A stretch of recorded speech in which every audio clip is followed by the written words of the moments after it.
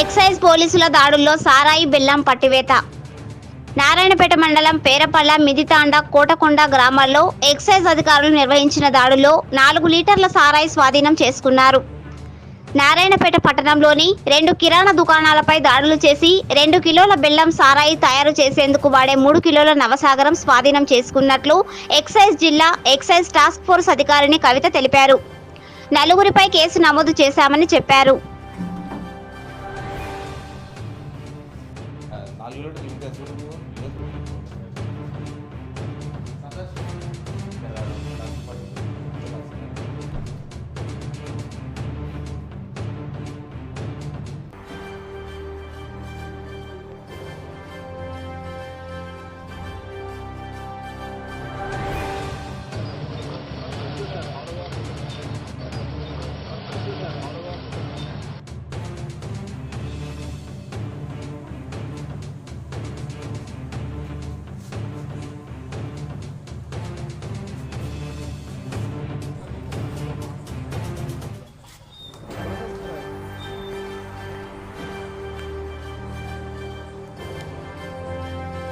మండలంలోని పేరపల్లి తాండాలోను మరియు కోటకొండ విలేజ్లో ఎక్సైజ్ అధికారులు దాడి చేయగా 4 లీటర్ల సారాయి దొరికింది.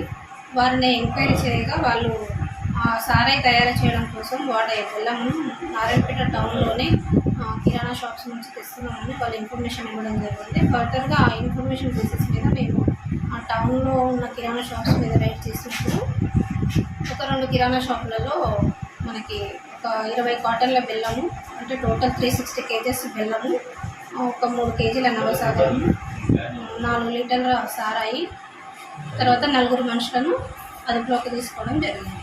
సో 2 కేసులు రిజిస్టర్ చేయడం జరిగింది. ఈ దాడుల్లో district task force inspector Kavitha, district task force inspector Mahabubnagar Kavitha, sub inspector Sunitha మరియు సిబ్బంది పాల్గొనడం జరిగింది.